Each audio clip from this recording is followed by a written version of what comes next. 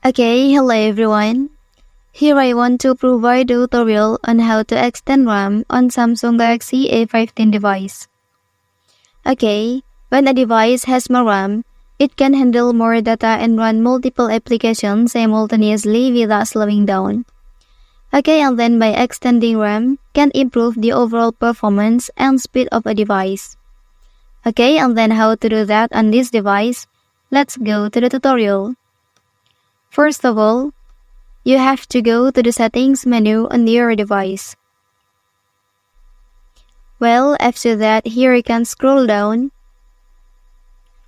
Okay, and then select battery and device care option. Well, and then in this page, please select memory. Wait a minute. Okay, after that, you can click on RAM Plus option here. And then here will be there 3 options.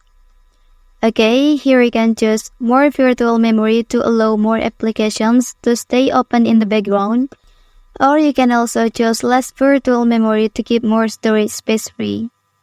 Okay, and then here you can select the last option if you want to extend your RAM to the highest option.